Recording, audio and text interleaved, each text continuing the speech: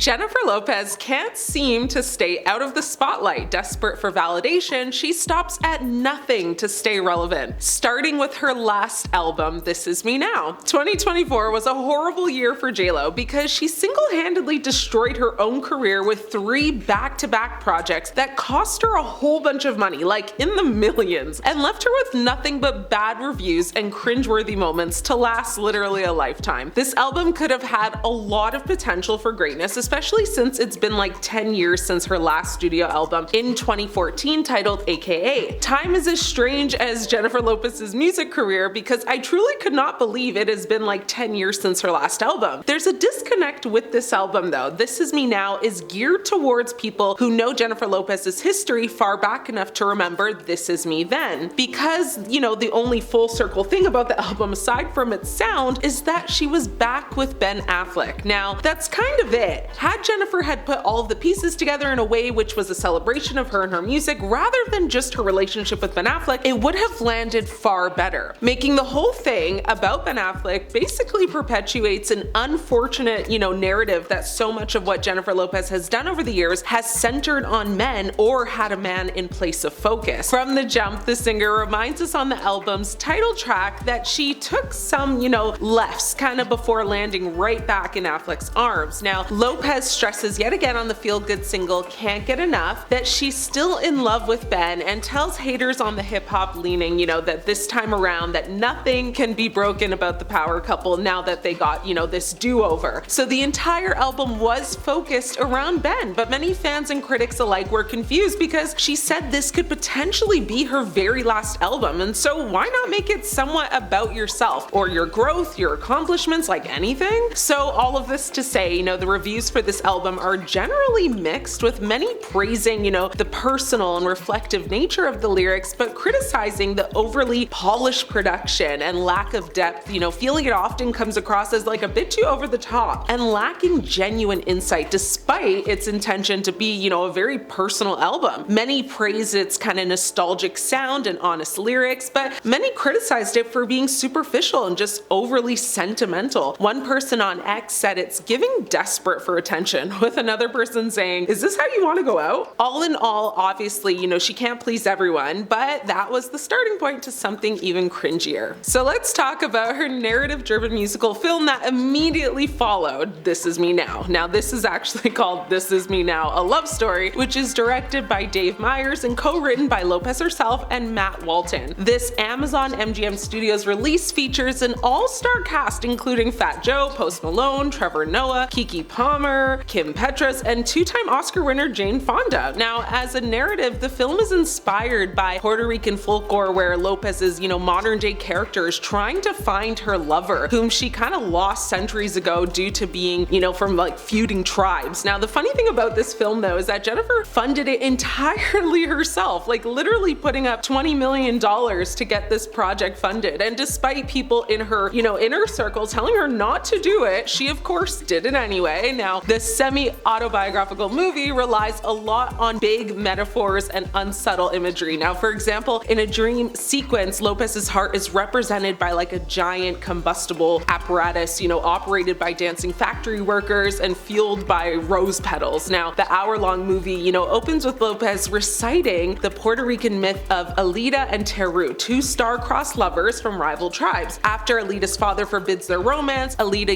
prays to the gods for help, who then turn her into like a red flower. When Teru asks for the gods to help find Alida, he is transformed into like a hummingbird, leading him on like a continual search for his one true love. If you're fluent in the history of Bennifer and all of the tabloid scrutiny that followed the first round of their relationship, like I unfortunately am, you'll see where all of this is going. But before Lopez can reunite with her Prince Charming, we're taken on like a fantastical musical odyssey through her, tumultuous star-studded romantic history. It's a bit ironic, that the thing Lopez's character overcomes in this film, is like the need for external validation is what seems to be driving its existence. It's hard not to view the movie within the larger context of Hollywood, kind of failing to take her seriously as an actress, despite being one of the most kind of like bankable movie stars and, turning over some genuinely good performances throughout her career. The problem with Jennifer Lopez's self-funded, desperate attempt to be seen and I guess heard is that it came across a little too self-indulgent for many people watching, and many fans saying, you know, she let her ego drive her to throw away $20 million on this flop when it could have been put to better use. Now, her reputation was further destroyed. She was like labeled yet again a narcissist, and one person hysterically pointed out that not only did she, you know, embarrass herself, but like she paid $20 million to embarrass herself. Another person said she could have given like a free show on the block she claims she's always from and donated the money to like schools, shelters, communities, etc., wherever basically. Another person pointed out that she's just another like perfect example of rich people who just have like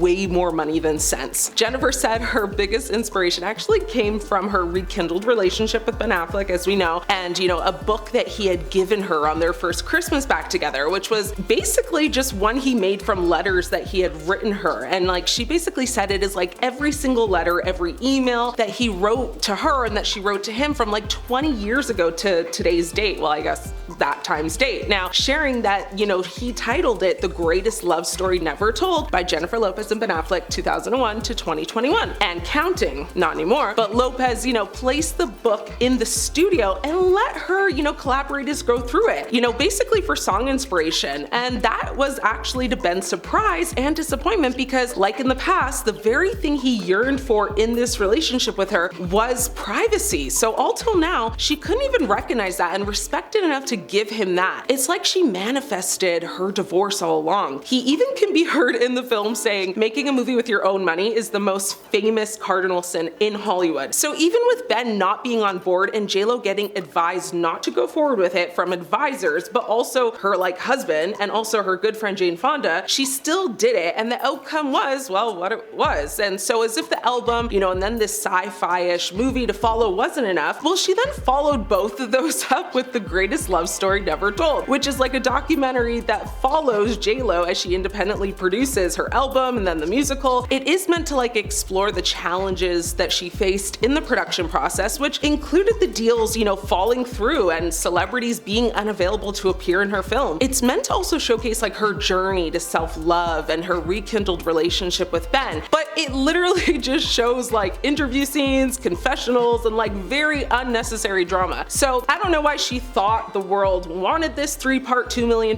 journey into her life and business, but nobody asked for it, nobody wanted it, and almost nobody enjoyed it. This was a $20 million desperate attempt to rebuild her brand and her image, and it unfortunately just fell very short. You know, her This Is Me Now tour sold virtually like no tickets, so she had to cancel it. And ultimately her goal of this being like her lemonade moment just didn't work out for her. I want to leave you with the most desperate attempt to relate to society that JLo has ever made. In an effort to be relatable and flaunt her like New York upbringing, Jenny from the block became a newfound meme. As if the mockery wasn't already enough, a clip from Lopez's 2022 interview for Vogue's 73 Questions series shows when Lopez is asked what her go-to bodega order is, to which she replies, ham and cheese on a roll with an orange drink if you know you know, and a small bag of chips. Turns out like no one knows what JLo's talking about. Fellow New Yorkers pointed to Lopez's choice of sandwich, which they claimed, you know, was just like bland in comparison to other signature bodega offerings. Now, one person on TikTok said, anybody that's really from New York, I'm from Brooklyn, she's from the Bronx, whatever it is, knows that it's not just a ham and cheese sandwich. It comes with like a whole bunch of other stuff on it, and it just rolls off the tongue. Many took issue with Lopez's choice of beverage, which they said could be like a multitude of things, like Crush Orange Soda, like Sunny D, Fanta Orange, Sunkist Orange Soda, like what is it? Some even questioned whether she was actually from New York. One of her fans did defend her, saying, you know, back in the day you would get a sandwich combo, a small bag of chips, and a drink. That order she has is like super common. People are just being weird. JLo did go on to defend her answer, saying, haha, I know that there was a lot of talk about it, but the orange drink was basically, it's just this like plain orange drink. It came in a little plastic container with a little bit of aluminum foil over it, and it wasn't called anything except orange drink or grape drink or whatever. This blew up on social media with people saying that the Bronx and the hood are like tired of her. And honestly, it just gave people like another reason to cringe, but I'm sure in due time she will bless us with another meme-worthy moment and this will all be forgotten. So what are your thoughts on JLo? Queen of cringe or just misunderstood? Let me know your thoughts. I'm your host Ashley, it's been great catching up.